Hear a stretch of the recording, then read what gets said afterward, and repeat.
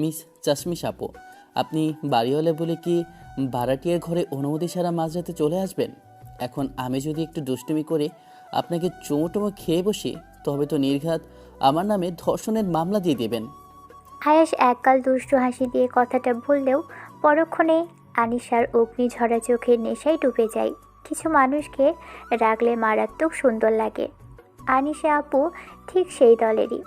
আনিশা রাগান্বিত দৃষ্টিতে আয়েশের দিকে একবার তাকায়, তারপর সারা ঘরটা জরিপ করে দেখে।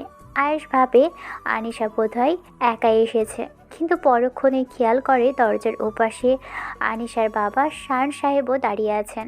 যদিও শাহিন সাহেবের সাথে আয়েশের সম্পর্কটা বেশ বন্ধুত্বপূর্ণ, তবুও একটু আগে আনিশাকে বলা কথাটার জন্য আয়েশ মনে মনে বেশ লজ্জিত বোধ করে।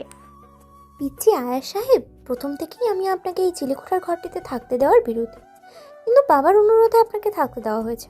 তার মানে এই না যে আপনি ছাদে বসে যা ইচ্ছে তাই করবেন। বাড়ির একটা নিয়ম আছে, সেটা আপনাকে মানতে হবে। আরে বাবা, আমি করেছিটা কি আপু? শুধু শুধু মাঝরাতে এসে চড়াও হচ্ছেন কেন? আপনার রুমের জানালার কাছে আমি সিগারেটের অবশিষ্টটা পাই। তার চেয়েও বড় কথা, আপনি আমার প্রিয় বাগান থেকে ফুল ছেড়েছেন। আপনি কি জানেন ওই ফুলগুলো আমি কতটা যত্ন করে বড় করি? এসবের কোনো প্রমাণ আছে আপনার কাছে আপু, নাকি সেফ অনুমানের ওপর ভিত্তি করে বকা দিচ্ছেন? আমি সচক্ষে সব দেখি, আমার চোখ ফাঁকি দেওয়া এত সহজ নয়। আমিও তো স্বচক্ষে আপনাকে আড়ালে চকলেট চুরি করে খেতে দেখি মিস চাশমিশ আপু, কিন্তু কাউকে বলি না, কারণ আমার কাছে ছবি বা ভিডিও নেই। প্রমাণ ছাড়া কথা বলা আপনার সাজে না। বাবা, তুমি কি কিছুই বলবে না এই লোকটাকে? দেখেছো ও কিভাবে মুখে মুখে তর্ক করে? তুমিও তো ওকে প্রশ্রয় দিয়ে মাথায় তুলছো। আনিশার কথা শুনে শায়ন সাহেব আমতা আমতা করতে থাকে। তিনি আয়েশকে খুব পছন্দ করেন। অনেক দ্বিধা সংকোচের পর তিনি বলেন, ছোটোখাটো ভুল করেছে মা, মাফ করে দাও। আজ তো বাড়ির ছেলের মতোই। পরের বার কিছু হলে আমি নিজেই দেখব, তখন না হয় ব্যবস্থা নেব। নিজের বাবার কথা শুনে আনিশা প্রচণ্ড রেগে যায়। সে আয়েশকে বাড়ি থেকে বের করার জন্য সর্বোচ্চ চেষ্টা করে যাচ্ছে, আর তার বাবা কিনা উল্টো ছেলেটির পক্ষ নিচ্ছে। শান সাহেব মৃদু হেসে সেখান থেকে চলে যান। আনিশা যাওয়ার আগে আয়েশের দিকে একতলা আগুন ছুড়ে দিয়ে বলে, পিচ্ছি, তোমায় আমি বাড়ি থেকে বের করেই ছাড়বো। এই আনিশার জেদ সম্পর্কে তোমার কোনো ধারণা নেই। আয়েশ মৃদু হাসে, তারপর চলে যায়। ভোরবেলা থেকেই আনিশার ঘরে প্রচুর ব্যস্ততা। তার মা মারা গেছেন আর 4 বছর। এই 4 বছরে আনিশা নিজেকে তার বাবাকে নিয়েই এক নতুন জগৎ তৈরি করে নেয়। সকালবেলা বাবাকে খাইয়ে ঘর গুছিয়ে নিজে খেয়ে তারপর অফিসে যাওয়া তার প্রতিদিনের রুটিন। এখন অবশ্য বাড়তি ঝামেলা হিসেবে আয়েশের জন্য রান্না করতে হয়। শান সাহেবের কড়া নির্দেশ, আয়েশ এ বাড়িতেই খাবে। রান্না করতে আনিশার কোনো আপত্তি নেই, কিন্তু আয়েশ ছেলেটার সব কিছুতেই আপত্তি। আনিশা আপু, চায়ে চিনি হয়নি কেন? একদম বিস্বাদ লাগছে। বেশি চিনি খাওয়া স্বাস্থ্যের জন্য ক্ষতিকর। যা দিয়েছি তাই খাও। আবার কফিতে চিনি এত বেশি কেন? সিরাপ খাচ্ছি মনে হচ্ছে। আর এই তরকারিতে ঝাল কে দেয় এত? আমার জিহ্বা তো জ্বলে যাচ্ছে। রান্না আমি এমনি করি, তোমার পছন্দ না হলে অন্য কোথাও গিয়ে খাও। আনিশার মাঝে মধ্যে ইচ্ছে হয় আয়েশকে করলা, বেগুন আর পটল একসাথে ভেজে বেশি করে ঝাল লবণ দিয়ে মেখে ভর্তা করে খাওয়াতে। আয়েশ এসব সবজি একদমই পছন্দ করতে পারে না। মাত্র 1 মাস হলো আয়েশ এ বাড়িতে থাকে, অথচ তার ভাবভঙ্গি দেখলে মনে হয় যেন যুগ যুগান্তরের পুরনো সম্পর্ক। কিছুক্ষণ পর আয়েশ নিচে নামে। পরনে তার নীল রঙের শার্ট, তার উপর মেডিকেলের সাদা অ্যাপ্রন। যে ছেলেটা আগামী 1 বছর পর বড় ডক্টর হবে, সে কিনা এই সামান্য দোতলা বাড়ির এক চিলতে ঘরে থাকছে। মাঝে মাঝে আনিশার মনে রহস্য উকি দেয়, কিন্তু সে সেটা পাত্তা দেয় না। এই যে চশমিশ আপু, খাবার দিন তো চটপট, আমার দেরি হয়ে যাচ্ছে। আজ মেডিকেলে অনেক কাজ। আজব তো, আমি কি আপনার কেনা গোলাম নাকি? অর্ডার করবেন কেন? কোন সাহসে? আপনাকে আমি নাস্তা দেবো না, নিজেরটা নিজে বানিয়ে নিন গা। উফ, আনিশা আপু প্লিজ, আজ আমার একটা গুরুত্বপূর্ণ পরীক্ষা আছে। আমি না খেয়ে একদম থাকতে পারি না, মাথা করে তাড়াতাড়ি দিন। বাইরে গিয়ে খেয়ে নিন, টাকার তো অভাব নেই আপনার। আমার হাতে রান্না খাওয়ার যোগ্যতা সবার থাকে না। আনিশা যদিও ইয়ার্কি করেই কথাটা বলে, কিন্তু কথাটা শোনা মাত্রই আয়েশের মুখটা অন্ধকার হয়ে যায়। সে কোনো কথা বলে না, আবার খাবার টেবিল থেকে উঠে সোজা বাড়ি থেকে বেরিয়ে যায়। আনিশা কিছুটা অবাক হয়, আর সাধারণত এত সহজে দমে যায় না। একটু পর শায়ন সাহেব নিচে নামে। তিনি আয়েশের কথা জিজ্ঞাসা করলে আনিশা চুপ করে থাকে। অফিসে কাজের চাপ থাকায় শায়ন সাহেবও তাড়াহুড়ো করে বেরিয়ে যান। বাড়িতে একা হয়ে যাওয়ার পর আনিশার আর খেতে ইচ্ছে করে না, কেন যেন তার মনটা খচখচ করে। সকালবেলা আয়েশকে বলা কথাগুলো বারবার কানে বাজে। আজ আর অফিসে যাওয়া হয় না আনিশার। নিজের উপরই তার রাগ লাগে। মন ভোলাতে সে সারা ঘর পরিষ্কার করে, তারপর চিলেকোঠা চারপাশটা ঝাড়ু দেয়। আয়েশের অগোছালো ঘরটা জানালার বাহিরে থেকে দেখে তার মায়া হয়। ঘড়িতে তখন বেলা 1টা বাজে। সাধারণত আয়েশ 12টার মধ্যে ফিরে আসে। আজ হঠাৎ এত দেরি কেন? 2টো পেরিয়ে 3টে বাজে। আয়েশের দেখা নেই। আনিশা বারবার বারান্দার দিকে গিয়ে দাঁড়াচ্ছে। বাধ্য হয়ে সে আয়েশের নাম্বারে কল দিতে যায়, কিন্তু পরক্ষণে মনে হয় আমার কি দায় পড়েছে ওকে কল দেওয়ার? যা ইচ্ছে করুন, আমি কি ওর কে হই? অনেকক্ষণ একা বসে থাকার পর আনিশার আর কোনো কিছুতেই মন বসে না। সন্ধ্যা ঠিক আগ মুহূর্তে আয়েশ বাড়ি ফেরে। তবে সে একা নয়, তার সাথে একটা সুন্দরী মেয়ে আছে। মেয়েটি আয়েশের হাত ধরে সিঁড়ি দিয়ে উপরে নিয়ে যাচ্ছে। দরজার কাছে এসে মেয়েটি আয়েশকে বলে, আয়াস, নিজের খেয়াল রাখবে, ওষুধগুলো ঠিকমতো খাবে কিন্তু। আমি কাল আবার আসবো। মেয়েটি চলে যাওয়ার পর আনিশা আড়াল থেকে সব দেখে। অজ্ঞাত কারণে তার মনটা খুব খারাপ হয়ে যায়। বুকের ভিতর একটা চিনচিনে ব্যথা অনুভব করে সে। রাগের মাত্রা তীব্র হতে থাকে। সে ভাবে, আয়েশ কি তবে অন্য কারোর সাথে প্রেম করে? আয়েশ ঘরে ঢুকে কোনো মতে বিছানায় গা এলিয়ে দেয়। আজ সারাদিন শরীরের উপর দিয়ে যে ধকল গেছে তা কেবলই সেই জানে। পরীক্ষার হলে হঠাৎ সেন্সলেস হয়ে পড়ে গিয়েছিল সে। ওই মেয়েটি তার ক্লাসমেট, সেই তাকে হাসপাতালে নিয়ে গিয়েছিল। আয়েশের খুব ইচ্ছে করে আনিশাকে একবার দেখতে, কিন্তু শরীর এতটাই দুর্বল যে উঠে দাঁড়ানোর শক্তি পায় না। রাত 10টার পর শায়ন সাহেব আয়েশের ঘরে আসেন। আয়েশকে শুয়ে থাকতে দেখে তিনি বিচলিত হয়ে পড়েন। আয়াস, আজ খেতে আসনি কেন বাবা? আনিশা খাবার নিয়ে বসে আছে। আমি আসলে বাইরে থেকে খেয়ে এসেছি আঙ্কেল, শরীরটা একটু ক্লান্ত লাগছে। আঙ্কেল? হঠাৎ আঙ্কেল হয়ে গেলাম? আমার বন্ধুর কি হয়েছে শুনি? তুমি তো আমাকে বন্ধু বলে ডাকো। কিছু না বাবা, এই তো সামান্য শরীর খারাপ। আসলে আজ দিনটা ভালো যায়নি।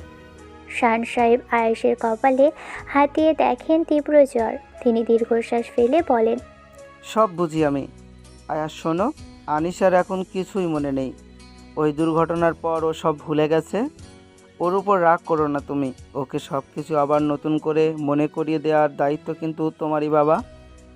ওকে ভালো রাখার জন্য তো তুমি নিজের ডাক্তার হওয়ার স্বপ্ন ওর বাড়ির পাশে ওই চিলেকোঠায় নিয়ে এসেছ। ধৈর্য ধরো, আনিশা আবার আগের মতো তোমাকে ভালোবাসবে।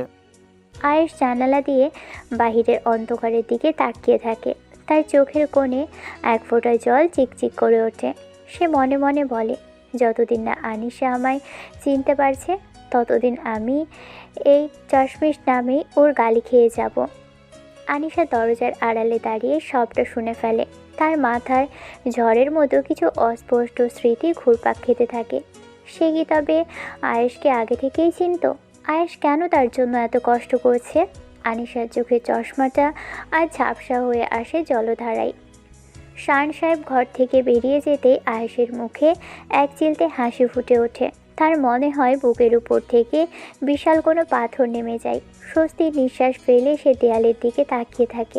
আসলেই তো, আনিশার এখন কিছুই মনে নেই। সব স্মৃতি ওর মস্তিষ্কের কোনো এক অন্ধকার কোণায় জমা পড়ে আছে। সব মনে থাকলে হয়তো আনিশা এমন কঠোর ব্যবহার কোনোদিনও করতো না। আয়েশ জানে এই লড়াইটা তার একার। আনিশাকে আগের সেই দিনে ফিরিয়ে নেওয়ার দায়িত্বটা সে নিজের কাঁধেই তুলে নেয়।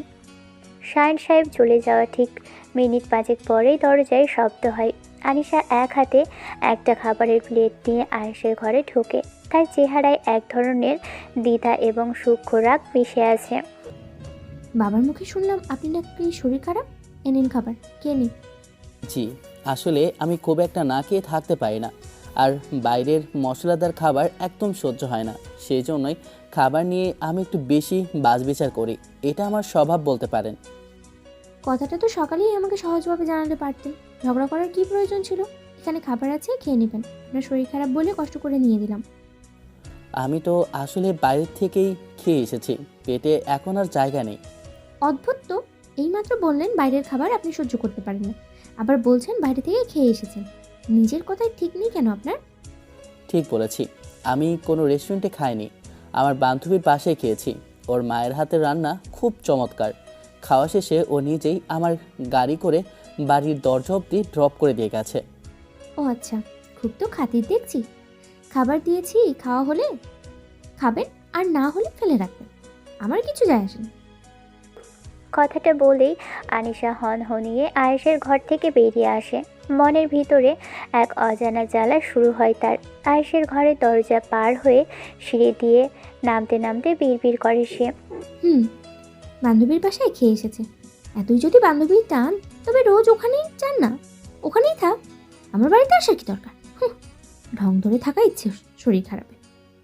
রাগান্বিত স্বরে কথাগুলো বলার পর আনিশা হঠাৎ থমকে দাঁড়ায়। আয়নার সামনেই নিজেকে দেখে সে নিজেই অবাক হয়ে যায়। সে আসলে রাগ করছে কেন? আয়েশের উপর তো তার কোনো অধিকার নেই। যে মানুষের সাথে সম্পর্কের কোনো নাম নেই, সেখানে অভিমান বা ঈর্ষার প্রত্যাশা কেন আসবে? আনিশা নিজের মনের এই নতুন অনুভূতিগুলোকে ধামাচাপা দেওয়ার চেষ্টা করে। আয়েশ বিছানায় শুয়ে জানালার দিকে তাকিয়ে থাকে। বৃষ্টির ফোঁটা পড়তে শুরু করে ছাদে। বৃষ্টির এই শব্দ আয়েশকে কয়েক বছর আগের এক বিকেলে নিয়ে যায়। আয়েশের স্কুল জীবন তখন শেষের দিকে। হাত বাড়ালেই কলেজের নতুন পথ, পা বাড়ালেই যৌবনের চৌকাঠে কদম। তখন কেবল পরীক্ষা নামক এক কঠিন বৃত্তে আটকে আছে আয়েশের সামনে পথগুলো। এরই মধ্যে তার সাজানো জীবনে হঠাৎ এক বড় দুর্ঘটনা ঘটে। আয়েশের জীবনে আগমন ঘটে দুই বেনুনি করা চিকন ফ্রেমে চশমা পরা এক সিনিয়র মেয়ের। আয়েশের জীবন থমকে দাঁড়ায়, সময় যেন স্থির হয়ে যায়। ট্রেনে পড়া আয়াস কোনো এক জাদু বলে প্রেমে পড়ে যায় ইন্টারে পড়া এক মেয়ের। মেয়েটা সে মায়াবী চোখ আর লম্বা চুলের বাঁধনে আয়েশ নিজেকে সঁপে দেয়। সে না পারে সামনে এগোতে আর না পারে পিছনে ফিরতে। হাতের সময় মাত্র 4 মাস।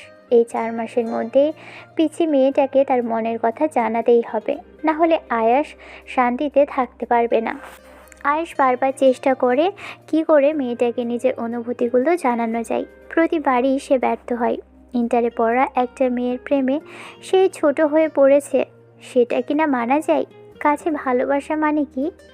মেয়েটা দেখতে সুন্দরী হলেও তার থেকে বেটার ছেলেটা কত ভালোবাসে তাকে পিছনে করে। সেই মেয়েটা কি করে বুঝবে তার জন্য পাশের বাড়ির কোনো এক পিচ্চি ছেলের নাওয়া খাওয়া সব হারাম হয়ে গেছে? দিন যত যাচ্ছে আনিশার প্রতি আয়েশের টান ততই বাড়ছে। প্রথম দেখার সেই সূক্ষ্ম অনুভূতিটা এখন কয়েক গুণ আয়েশের মনে ধরা দেয়। এই অনুভূতির শিকলে জড়িয়ে সে নিজের ছাত্র জীবনের প্রথম বড় ভুলটা করে ফেলে। আয়েশ সবার আড়ালেই নিজে জমানোর সব কথা একটা ডায়েরির পাতায় লিখে ছোট একটা চিরকুটে তৈরি করে, কিন্তু সুযোগ পায় না সেটা মেয়েটিকে দেওয়ার।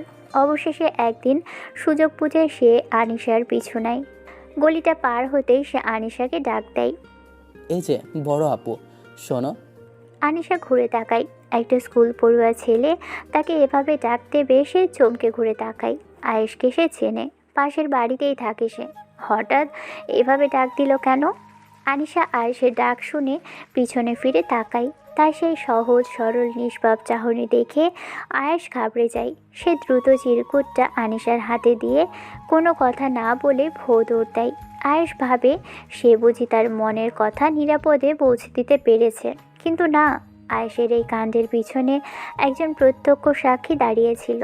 তিনি আর কেউ নন, আয়েশের নিজের বাবা এবং অত্যন্ত কড়া মেজাজের স্কুলমাস্টার রফিউদ্দিন সাহেব গলি থেকে বেরিয়ে এসে আয়েশের কলার ধরেন এবং সজোরে এক থাপ্পড় বসিয়ে দেন। তোর একটুও লজ্জা করে না আয়াস? তুই টেনে পড়িস, আর এই ইন্টারে পড়া তোর সিনিয়র একটা মেয়েকে তুই উত্ত্যক্ত করছিস? এই তোর শিক্ষা?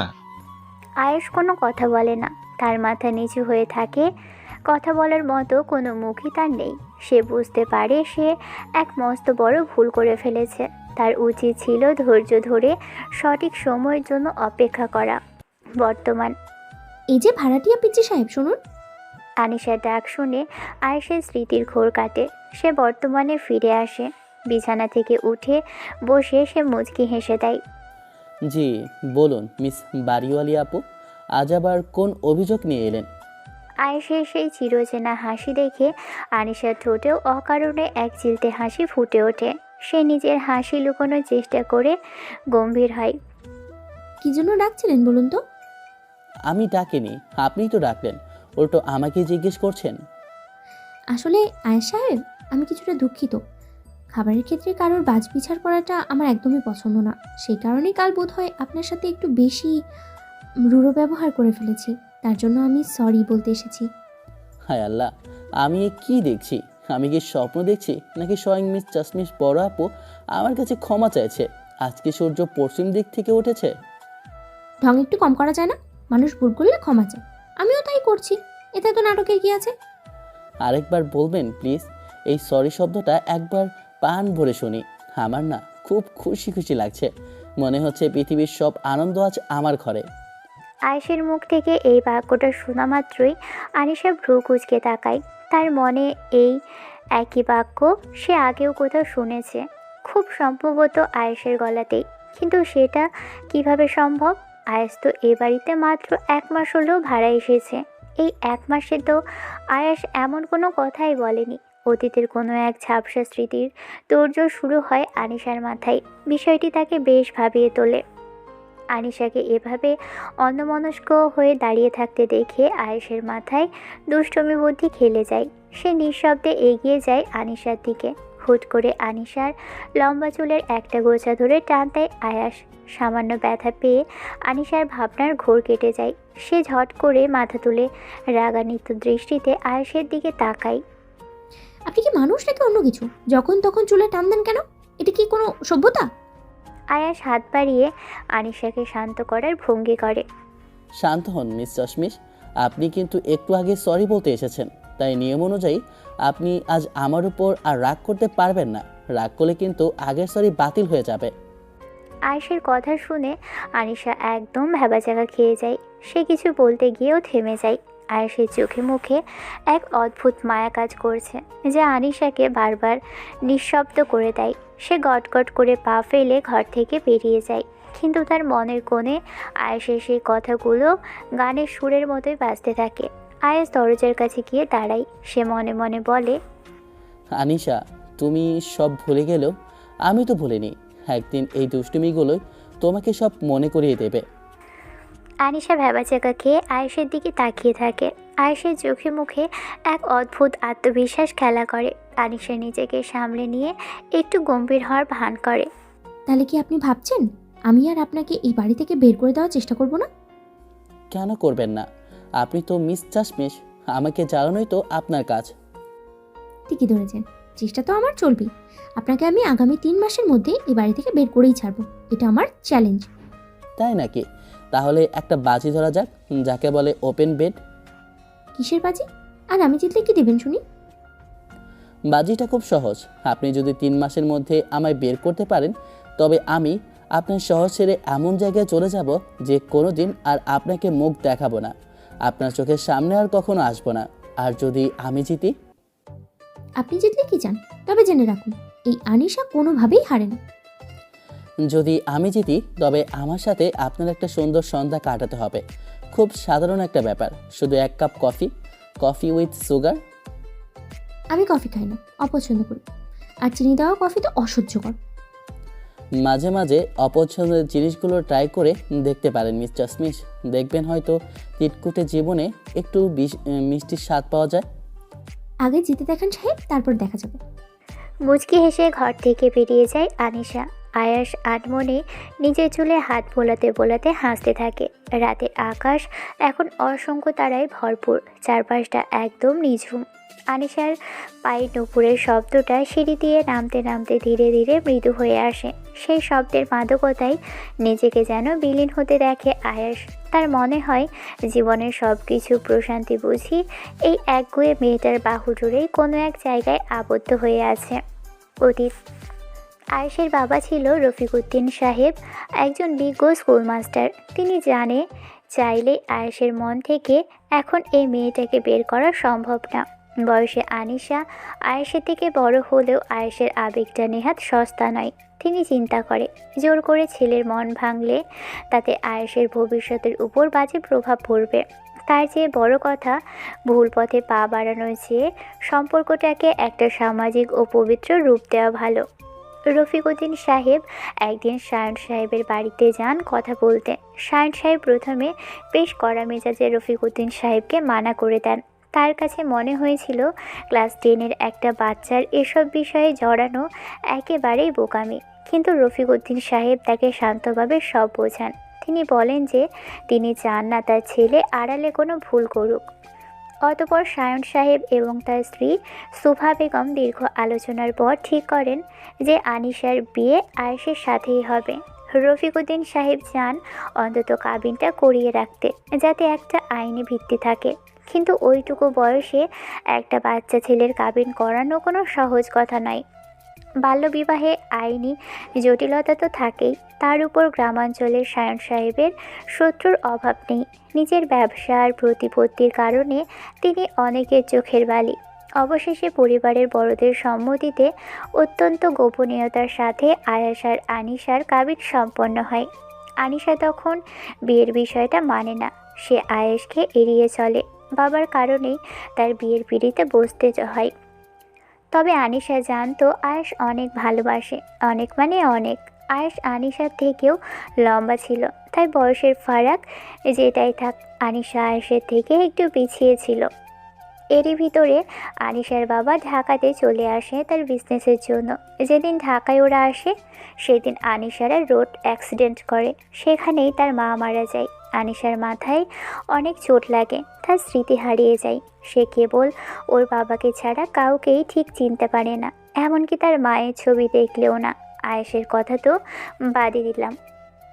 এরই ভিতরে আয়েশের মেডিকেল পড়ার জন্য দেশের বাইরে পাঠিয়ে দেওয়া হয়। তার বাবা ছেলেকে নিয়ে স্বপ্ন দেখেছিল আয়েশ বড় ডক্টর হবে, তাই ডক্টরি পড়তে দেশের বাইরে চলে যায় আয়েশ। ফিরে আসে কয়েক বছর পর, আর আনিশাকে দেখার নিয়োগ পায় সে।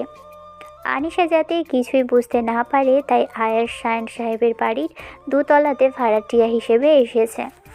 যদিও আয়েশের ইচ্ছে ছিল আনিশার সব দেখাশোনার জন্য সে নিজেই ডক্টর হবে। আনিশার যখন স্মৃতি চলে যায় অ্যাক্সিডেন্টের কারণে, তখন আয়েশ আনিশার সাথে সাথেই থাকতো। আয়েশকে দেখে আনিশা ভয় পেত। আনিশা আয়েশের সাথে কথা বলতো না। আয়েশকে আরও বেশি ইগনোর করত, যে আয়েশের অনেক কষ্ট দিত। তাই আয়েশ ঠিক করে সে এখানে থাকবে না, ডক্টরি পড়তে চলে যাবে দেশের বাহিরে। এরপর আয়েশ চলে যায়, আনিশাও পড়াশোনা করে। নতুন করে সে সব কিছু শুরু করে, নতুন চাকরি পায়। একদিন অফিস থেকে ফিরে এসে দেখে তাদের 2 তলায় কেউ একজন আসছে। সে দ্রুত সেখানে যায়, দেখে একটা ছেলে রুম গোছাচ্ছে। আনিশা বলে, এই ছেলে কি আপনি? আমাদের দোতলাতে কি করছেন? এটা তো সবার জন্য। আপনি কি? আয়েশ ঘুরে তাকায়। আনিশাকে দেখে সে মুচকি হেসে বলে, আপনি কি তাহলে সেই ডেঞ্জারাস চাশমিশ আনিশা? ডেঞ্জারাস মানে? আর আমাকে কিভাবে চেনেন? আপনার বাবা সায়ন সাহেব আমার পরিচিত, আমার বাবার বন্ধু হন তিনি। আমার হাসপাতালে জব হয়েছে। আমি সোজা দেশের বাইরে থেকে এসেছি, তো বাবার মাধ্যমে ওনার বাড়িতে এসেছি। আপাতত 2 তলা আমার। দেয়ালে আপনার ছবি ছিল। আপনার বাবা বলল ভাড়া নিতে হলে আপনার অনুমতি দরকার আছে। বলেছিলাম আগে উঠি, তারপর অনুমতি পরে নেব। আপনি তো দেখে অনেক পাজি। আপনি আমার অনুমতি ছাড়াই ভাড়া নিয়েছেন। নিশ্চয়ই বাবার অতি কাছের মানুষ আপনি। না হলে কখনো আমি ছাড়া কিন্তু তিনি এই সিদ্ধান্ত নেবেন না। বেরোন আপনি। সম্ভব নয়। অলরেডি 3-4 বছরের পেমেন্ট দিয়েছি, পেপারে সাইন করিয়ে নিয়েছি যে আমি নিজ ইচ্ছাতে ছাড়া যাচ্ছি না। তবে আপনি যদি তাড়াতে পারেন তবে সেটা আলাদা বিষয়। এখন ভাগেন তো, যান। চামচিকের মতো তাকিয়ে না থেকে কেটে পড়েন। কি? আমি চামচিকা? আপনি তো একটা হুলো বিড়াল, বেড়া বজ্জা। আমার বাড়িতে থেকে আমাকে চামচিকা বলা? আপনি আপনি একটা না ছুচা। তাই নাকি? ছোচা কি চুম্মাজি ছিল? আসেন, আপনাকে দিয়ে একটু ট্রাই করে দেখি কেমন লাগে। ইস ছি, আপনি তো বড্ড বেয়াদব আছেন। বাবাকে বলে আপনাকে যদি বাড়ি থেকে না বের করেছে না, তা আমার নামও আনিশা না। আপনার বাবা আমাকে কিছুই বলবে না। আপনাকে যদি তার সামনে চুমুও খাই তবুও বলবে না। আচ্ছা, একবার খেয়ে দেখি, বাবাকে যে বিচার দেবেন। কথাটা বলেই আয়েশ এগিয়ে আসে আনিশার দিকে। আনিশা দরজা দিয়ে পালাতে চায়, কিন্তু দরজায় পা লেগে সে পড়ে যেতে যাবে। তার আগেই আয়েশ আনিশার হাত টেনে ধরে, এক টান দেয়। এক টানে সোজা বিছানায় এসে পড়ে দুজন। আগে আয়েশ পড়ে, তারপর ওরই উপর এসে পড়ে আনিশা। আর দুজন একসাথে পড়ার কারণে আনিশার ঠোঁট এসে লাগে আয়েশের ঠোঁটে। দুজনেই স্থির হয়ে যায়। কিছু সময় পর আয়েশ বলে, কি হলো সিনিয়র আপু, মিস চাশমিশ? চুমু খেতে চাইলাম আমি, আর সেটা দিলেন আপনি। আমি জানি আমি একটু বেশি হ্যান্ডসাম, আমাকে দেখে কন্ট্রোল করাটা আপনার কষ্ট হচ্ছিল। ঠিক আছে, সরি বলতে হবে না, মাফ করে দিলাম। এই বজ্জাত বাদর, বকের ঠ্যাং, পান্তা ভাত, আমি চুমু দিছি নাকি এটা অ্যাক্সিডেন্টাল ছিল? 1 মিনিট, হাতটা তো আপনিই টেনেছেন, তাহলে চুমু তো আপনি ইচ্ছে করে খেয়েছেন। তাই না? তবে যেটাই হোক, আপনার ঠোঁট কিন্তু অনেক নরম। আরেকবার দেন তো। দূরে কি মরেন বেটা, লুচ্চা ডাক্তার। আপনি বাড়ি থেকে যাবেন, না হলে আপনার জীবন আমি অতিষ্ঠ করে দেবো। আমি তো আপনার জ্বালানোই দেখতে চাই, সেটা গ্রহণ করতেও চাই, আর সুযোগ বুঝে আপনাকে ভালোবাসি বলতে চাই। ভালোবাসি মানে কি? প্রথম দেখাতে আপনার প্রেমে পড়ে গেছি সিনিয়র আপু। আপনি কি ভালোবাসা যাবে না? বিয়ে শাদী করে ফেলছেন নাকি? চুপ থাকেন আপনি, আপনি তো আসলেই বেয়াদব। আমার বাবা আপনাকে কি দেখে এখানে থাকতে দিল? ডাক্তার বলে থাকতে দিয়েছে। আর তাছাড়া আপনাকে দেখে আমি ক্রাশ খেয়েছি। আমি কি আর এখান থেকে যেতে পারি? কখনো না। এই, কি করছেন? আমার কমর থেকে হাত সরান। আপনি কি জানেন আপনি এখনো আমার উপর শুয়ে আছেন? আমার কিন্তু ভালোই লাগছে সিনিয়রকে এভাবে প্রথম দেখাতেই কাছে পেয়ে। হ্যাঁ, সত্যি তো। ছি, আমি কি গাধা। ধ্যাত, আপনার সাথে আমি কি করছি? হ্যাঁ, সরেন তো। কথাটা বলে আনিশা এক লাফ দিয়ে আয়েশের উপর থেকে উঠে দাঁড়ায়। আয়েশ চুপ করে তাকিয়ে মুচকি হাসতে থাকে। আনিশা রাগ করে চোখ মুখ লাল করে ফেলেছে। সে চলে আসতে যাবে, তার ওড়নাতে টান পড়ে। সে ঘুরে তাকিয়ে দেখে আয়েশের ঘড়িতে তার ওড়না আটকে গেছে। দেখুন, আপনার ওড়নাটাও চাচ্ছে না আমার থেকে চলে যেতে। থেকে যান, আরও কিছু সময় গল্প করি। আপনার মতো খারাপ ছেলের সাথে কে গল্প করবে? আপনাকে শেষবার বলছি, কালকেই ভেতরের বাড়ি ছাড়বেন। আপনাকে যেন এই বাড়িতে আর না দেখি। সব কিছু গুছিয়ে কেটে পড়বেন। পারবো না। আপনার বাড়ি, তাতে কি হয়েছে? আমি যাব না। আপনি পারলে তাড়িয়ে দেখান।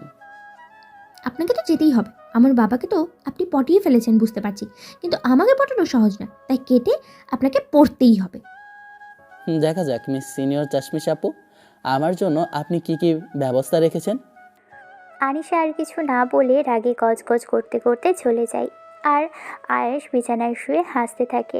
সেদিন থেকেই 6 মাস হলো আনিশা আয়েশকে তাড়ানোর জন্য সব কিছু করছে। আজ তো বাজিও ধরে ফেললো। ভোরে শান্ত আজানের ধ্বনি কানে আসতেই আয়েশ স্মৃতির মায়া জগৎ থেকে বাস্তবে ফেরে। সে এখনও ছাদের এক কোণে রেলিং ধরে দাঁড়িয়ে আছে। অতীতের সোনালি দিনগুলো স্মৃতিচারণ করতে করতে সে কখন রাত পেরিয়ে ভোর হয়ে গেছে তার সে টেরই পায়নি। আয়েশ দীর্ঘশ্বাস ফেলে ঘরে ফেরে। অজু করে ফজরের নামাজ আদায় করে সে। এরপর টেবিলের সামনে বসে সামান্য পড়াশুনো সেরে নেয়। চোখের পাতা যখন ক্লান্তিতে বুঝে আসে, তখন সে বিছানায় যায় এবং দ্রুতই গভীর ঘুমে তলিয়ে যায়।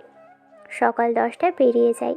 তানিশা তার ঘরের কাজ শেষ করে চিলেকোঠার দিকে তাকায়। আয়েশকে এখনও ঘর থেকে বেরোতে না দেখে সে ভ্রু কুঁচকায়। পরক্ষণে তার মনে পড়ে যায় আয়েশের সাথে করা সেই বাজির কথা।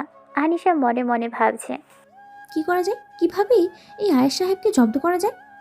ভাবতে ভাবতেই আনিশার মাথায় এক শয়তানি বুদ্ধি খেলে যায়। সে চট করে তৈরি হয়ে পাশের দোকান থেকে একটা কাঁচের বোতল কিনে নিয়ে আসে। বোতলের গঠনটা হুবহু বিদেশি মদের বোতলের মতো। আনিশা সাবধানে বোতলটা বাসায় নিয়ে আসে। নিজের ঘরে ঢুকে সে বোতলে লাল রঙের শরবত ঢালে। শুধু শরবতেই কাজ হবে না ভেবে সে বোতলটিতে 1 কৌটো টাইগার ড্রিঙ্কস মিশিয়ে দেয়, যাতে মদের মতো কড়া একটা গন্ধ পাওয়া যায়। কিছুক্ষণ বোতলটা জোরে জোরে ঝাঁকানোর পর আনিশার ঠোঁটে এক পৈশাচিক হাসি ফুটে ওঠে। আনিশা জানে তার বাবা শায়ন সাহেব মদ জিনিসটা দু চোখে সহ্য করতে পারেন না। একবার এক আনিশার ভার্সিটির ফাংশনে শান সাহেবকে কেউ একজন শরবতের গ্লাসে মদ মিশিয়ে খাইয়েছিল। সেই অপমানের জন্য তিনি নিজের দীর্ঘ ৮ বছরের ঘনিষ্ঠ বন্ধুত্ব এক নিমেষে ভেঙে দিয়েছিল। মদ বা যে কোনো মাদকদ্রব্যের প্রতি তার ঘৃণা সীমাহীন।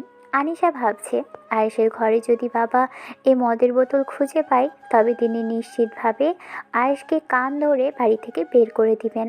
এই পরিকল্পনার কথা ভেবেই আনিশা একা একাই হাসতে থাকে। বেলা প্রায় 12টা নাগাদ আয়েশের ঘুম ভাঙে। সে ধরফরিয়ে উঠে বসে বুঝতে পারে আজ অনেক দেরি করে ফেলেছে। তড়িঘড়ি করে গোসল সেরে সে নিচে নেমে আসে আর আনিশাকে খুঁজতে থাকে।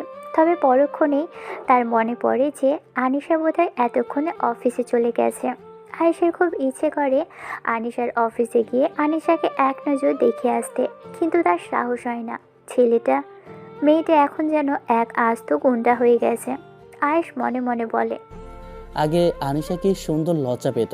ছোটবেলায় কথা বলতে গেলে লজ্জায় ওর গাল দুটো লাল হয়ে যেত। আর এখন তো সারাদিন শুধু গুন্ডাগিরি আর রাগ। মেয়েটার স্মৃতি চলে যাবার পর যে এমন গুন্ডামি স্বভাবের হবে জানলে ছোটবেলায় বিয়েটা করতাম না। ক্লাস 10-এ থাকতে মেয়েটার সাথে আমার বিয়ে হয়, আর বড় হয়ে মেয়েটাই এমন গুন্ডামি শুরু করেছে। আয়েশ কিছুতেই মেলাতে পারে না যে সেই নম্র, ভদ্র আর সরল মেয়েটা হঠাৎ এমন প্রতিবাদী আর বদমেজাজি কীভাবে হলো। শান সাহেব হয়তো তাকে প্রতিবাদ করতে শিখিয়েছেন, কিন্তু নাকের ডগায় সবসময় এমন রাগ নিয়ে ঘুরে বেড়ানোটা আয়েশের কাছে বেশ রহস্যময় থাকে। অফিসে আজ মোটেও মন বসছে না আনিশার। বাড়িতে গিয়ে আয়েশের উপর যে ঝড়টা সে বইয়ে দিবে সেই রোমান্সে তার মন বারবার উথাল পাথাল করছে। নিজের ডেস্কে বসে নিজের পরিকল্পনার কথা ভেবে সে মাঝে মধ্যেই একা হাসছে। আনিশার পাশে বসা তার কলিগ তানভি বিষয়টা খেয়াল করে। সে আনিশাকে বলে, এই কি রে, তুই এভাবে একা একা হাসছিস কেন? অফিস টাইম চলছে সেটা খেয়াল আছে নাকি তোকে কোনো জিনিস হলো? এমডি ম্যাম দেখলে তোকে সোজা কিক দেবে। ব্যাস ওখানেই গন্ডগোলটা বেঁধে যায়। এমডি ম্যাম রাহি ম্যাডাম আনিশাকে আগে থেকেই খুব একটা পছন্দ করে না। উনি সে সময় বের হয়েছিল নিজ কেবিন থেকে। এমন সময় ওদের ফিসফিসানি শুনে তিনি রেগে গিয়ে একটা কলম ছুঁড়ে মারে ওদের ডেস্কের দিকে। এই, আপনারা দুজন কি ফিসফিস করছেন? আপনাদের দুজনের না কাজ দিয়েছি, সেটা না করে গল্প করছেন? আমরা কিন্তু অফিস টাইমে গল্প করা একদমই পছন্দ না। আপনাদের রেস্টের জন্য তো প্রতিদিন 1 ঘন্টা ব্রেক দিই। সব গল্প তখন সারবেন। না মানে, কিন্তু ম্যাম আমরা তেমন কোনো গল্প করছিলাম না, জাস্ট একটা কথা বলছিলাম। কোনো কথা শুনতে চাই না। তোমার পুরো গ্রুপটাকে নিয়ে এক্ষুনি ম্যানেজারের কাছে যাবে। এক গাদা ফাইল পড়ে আছে, সেগুলো সব তোমরা আজকে দেখবে। আনিশা অযথা তর্ক করে না। সে উঠে দাঁড়িয়ে ম্যানেজারের রুমের দিকে যায়। তার সাথে সাথে উঠে আসে আরও 2-3 জন কলিগ, অয়ন, তানভি, শ্রুতি। গ্রুপে 3 জন মেয়ে আর 2 জন ছেলে। শ্রুতি মেয়েটা বেশ শান্ত স্বভাবের হলেও তানভি ভীষণ চঞ্চল আর উশৃঙ্খলতা তার রগে রগে মিশে আছে। অয়ন দেখতে বেশ সুদর্শন এবং পড়াশোনাতেও ভালো। তবে গ্রুপের সবচেয়ে অদ্ভুত আর মজার মানুষ হলো শ্রাবণ। সে বিখ্যাত হয়ে আছে শুধুমাত্র ভুল সময়ে ভুলভাল প্রবাদ বাক্য ব্যবহার করার জন্য। তার অদ্ভুত স্বপ্ন হলো ভবিষ্যতে সে এই ভুল প্রবাদগুলোকেও ব্যাকরণের অন্তর্ভুক্ত করবে। এই তানভীর বাচ্চার জন্য এখন এই খরচ ম্যাডামের কামলা খাটতে হবে। তোর এত ফাইল দেখতে হবে? আমি শিওর ম্যাডাম তার হাবির সাথে ঝগড়া করে এসেছে, মাথাটা পুরো গরম হয়ে যাচ্ছে। আরে আমি কি করলাম? আমি তো শুধু জিজ্ঞাসা করলাম তুই হাসছিস কেন? কিছুই করো নাই তুমি, এখন চুপ থাকো শালা অসহ্য। আনিশার রাগে ফোঁসফোঁস করছে। ঠিক এমন সময় অয়ন পণ্ডিতের মতো হাত নেড়ে বলে ওঠে, আরে আনিশা, এত রাগ করিস না, সমস্যা তো আসবেই। একে মিলে করি কাজ, 10 মিলে ভুলি লাজ। তবে আমরা কিন্তু ভার্সিটিতেও এমন ছিলাম, একসাথে অফিসে জয়েন হয়েছি আর একসাথেই শাস্তি ভোগ করছি। আনিশার রাগে কটমট করে অয়নের দিকে তাকায়। অয়নের প্রবাদটা এখানে একদমই খাটে না। আনিশার অগ্নিদৃষ্টি দেখে বেচারা অয়ন তখনই চুপ হয়ে যায়। ফাইল রেখে চল তো অফিসের মাঠে, সেখানে বসে একটু রিল্যাক্স হব। এত বড় এরিয়াতে যদি এসে না ঘুরি ভালো লাগে? চল তাহলে। সবাই একসাথে অফিসের মাঠে আসে। সবাই একটা টেবিলে বসে আছে, কিছু ফাইল আছে। এমন সময় আচমকা তানভীর চোখ পড়ে অফিসের গেটের দিকে। সে হাঁ করে তাকিয়ে থাকে এবং উত্তেজনায় কাঁপতে থাকে। একটা হেব্বি হ্যান্ডসাম ছেলের দিকে তাকায় সে। তানভীর বলে, দেখ দেখ, তোরা একবার ওই গেটের দিকে দেখ, ছেলেটা কি সুন্দর। আহা, মনে হচ্ছে আমার স্বপ্নের রাজকুমারকে পেয়ে গেছি। এই তোরা শর্ত, আমাকে একটু ভালো করে দেখতে দে। নিশ্চয়ই ম্যামের পরিচিত হবে, না হলে নতুন চাকরি পেয়েছে। উফ, মালটা কি জোস রে। তানভীর ইশারা অনুযায়ী আনিশা বিরক্তি নিয়ে গেটের দিকে তাকায়। কিন্তু গেটে দাঁড়িয়ে থাকা ব্যক্তিটাকে দেখা মাত্রই আনিশার বুকের ভিতরটা ধক করে ওঠে। গেটে আর কেউ নয়, সাদা অ্যাপ্রন কাঁধে আয়েশ দাঁড়িয়ে আছে।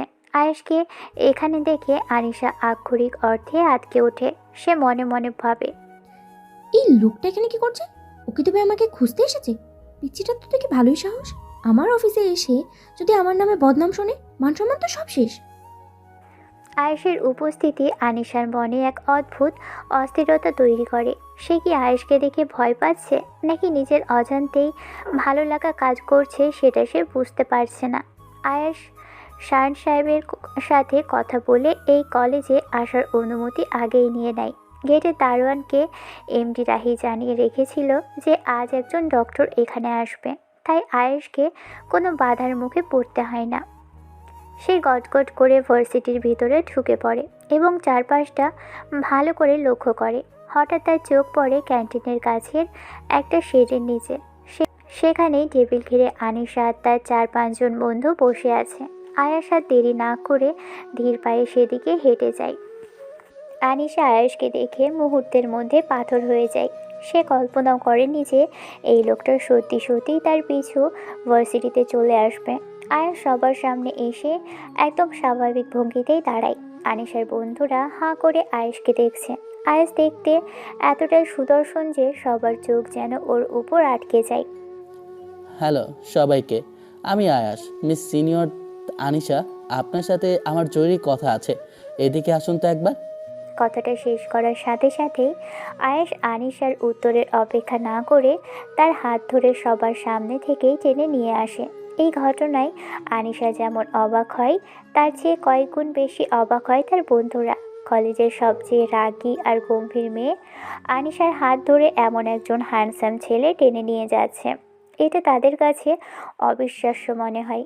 বেশ কিছুটা দূরে নির্জন জায়গায় নিয়ে এসে আয়েশ আনিশার হাত ছেড়ে দেয়। আনিশার রাগে ফুসফুস করতে করতে আয়েশের দিকে তাকায়। আমাকে ওইখানে থেকে টেনে হেঁচড়ে এভাবে ডেকে আনার মানেটা কি? আপনি কি বোঝাতে চাইছেন? যে আপনার এই আচরণের জন্য ওরা এখন আমাদের গার্লফ্রেন্ড আর বয়ফ্রেন্ড ভাববে? আমার মান সম্মানের 12টা বাজিয়ে দিলেন তো আপনি। ভাবলে ক্ষতি কি মিস সস্মিস আপু? মানুষ তো কত কিছুই ভাবে, এতে আমার কোনো সমস্যা নেই। আপনার স্পর্ধা দেখে না আমি সত্যি অবাক হচ্ছি। আপনার সাহস কি করে হয় আমার সাথে এমন একটা পাবলিক প্লেসে ফাজলামি করার? আপনি কি ভাবেন আমি আপনার পুতুল? এখানে 20 মিটার দূরত্বের মধ্যেও কেউ নেই, আর আপনি বলছেন পাবলিক প্লেস। আসলে বাসায় একলা থাকতে থাকতে দম বন্ধ হয়ে আসছিল, ভাবলাম আপনার সাথে একটু কোথা থেকে ঘুরে আসি, মেজাজটা ভালো হবে। আনিশার ইচ্ছে করছে এখনই রাগের মাথায় আয়েশকে 2-4টা কড়া কথা শুনিয়ে দিতে, কিন্তু সে নিজেকে সামলে নেয়। আয়েশকে বাড়ি থেকে বের করার যে বাজি সে ধরেছে, তার জন্য তাকে ঠান্ডা মাথায় চাল চালতে হবে। আনিশা হুট করেই তার স্বভাবসুলভ রাগী চেহারাটা পাল্টে ঠোঁটে এক চিলতে শয়তানি হাসি ফুটিয়ে তোলে। ঘুরতে যেতে চান? বেশ, তবে আমার একটা শর্ত আছে। আগামী 1 ঘন্টা এই কড়া রোদের মধ্যে আপনি ঠিক এই জায়গাতেই দাঁড়িয়ে থাকবেন, এক চুলও নড়বেন না, আর বসবেনও না। যদি এই শর্ত পূরণ করতে পারেন তবেই আমি আপনার সাথে ঘুরতে যাব। পারবেন তো আয়েশ সাহেব? আয়েশ এক মুহূর্ত আনিশার চোখের দিকে তাকায়, তারপর শান্তভাবে মাথা নেড়ে সায় দেয়। সে সেখানেই রোদের মধ্যে মূর্তির মতো দাঁড়িয়ে থাকে। আনিশা আয়নকে এই উত্তপ্ত রোদের মধ্যে একা দাঁড় করিয়ে রেখে নিজের বন্ধুদের কাছে ফেরত আসে। ততক্ষণে রোদের তাপ অসহ্য হয়ে ওঠায় সবাই অফিসের ক্যান্টিনে গিয়ে বসেছে।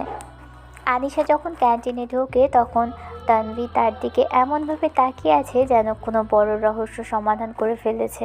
আনিশা চেয়ার টেনে বসতেই তানভি প্রশ্ন করতে শুরু করে, কি রে আনিশা, ছেলেটা কে রে?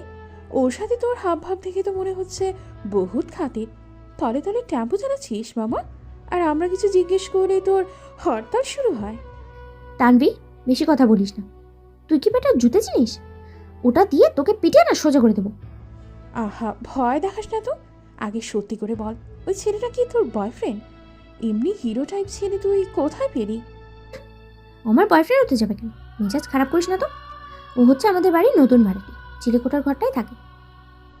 বলিস কি? ছেলেটা কি করে? দেখেই তো মনে হচ্ছে কোনো অভিজাত বংশের রাজপুত্র। তোরও তো ওকালতি করার দরকার নেই তো।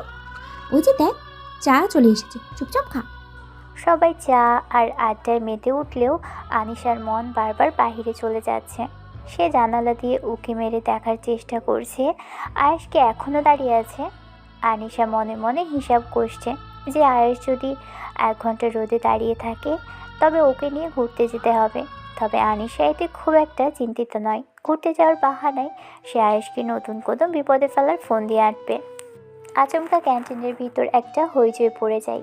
অনেক ছেলে মেয়ে জানালার কাছে আর দরজার কাছে ভিড় করেছে।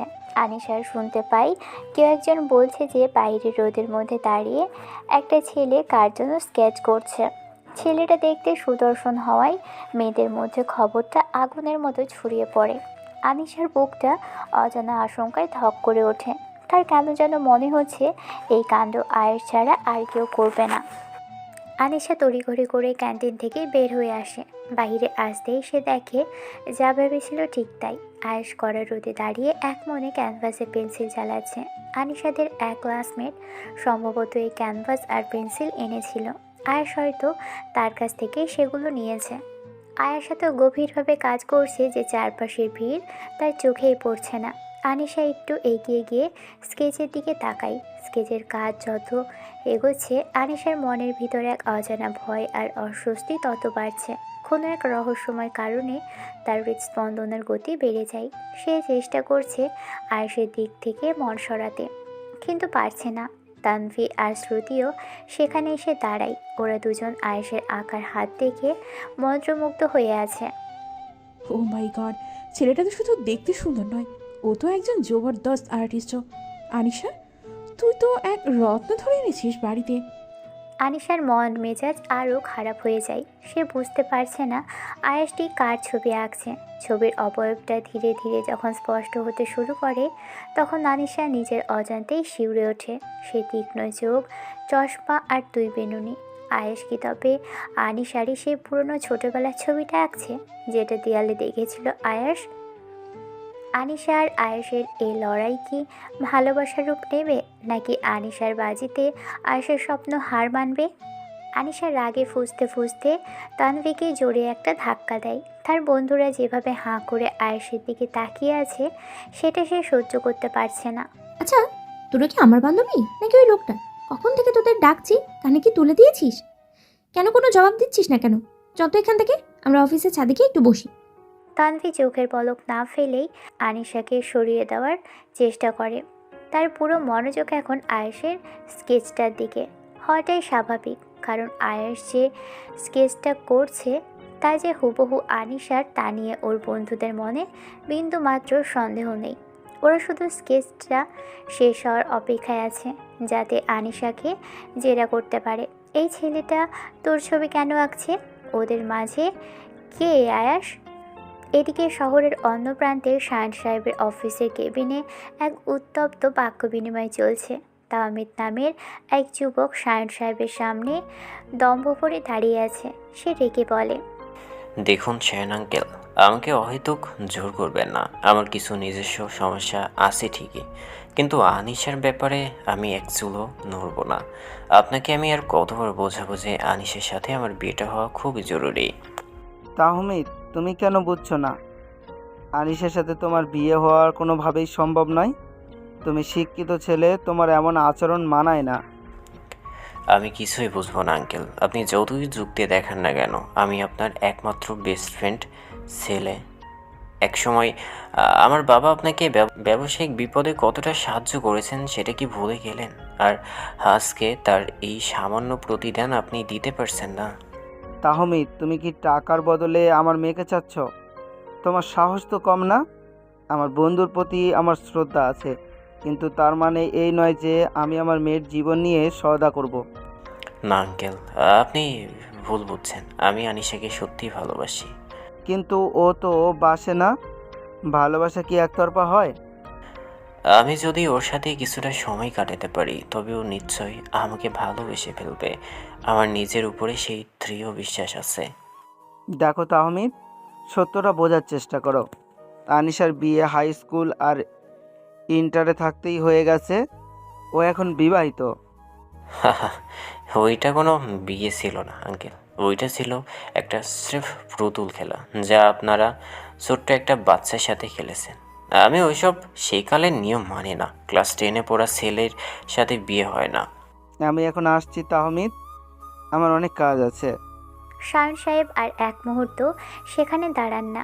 তিনি ভেবেছিলেন বন্ধুর অফিসে চাকরি করলে বন্ধুর সাথে সময় কাটানো যাবে, আবার কাজের ব্যস্ততায় মৃত স্ত্রী সুফা বেগমের স্মৃতিগুলো আর তাকে অতটা তাড়া করবে না। কিন্তু এখন মনে হচ্ছে সিদ্ধান্তটা ভুল ছিল। বন্ধুর প্রতি কৃতজ্ঞতা দেখাতে গিয়ে তিনি নিজের মেয়ে জীবনটা অন্ধকারের দিকে ঠেলে দিচ্ছেন। তাহমিদ ছেলে হিসেবে মন্দ নয়, কিন্তু আয়েশের যে যোগ্য কেউ আনিশার জন্য হতেই পারে না।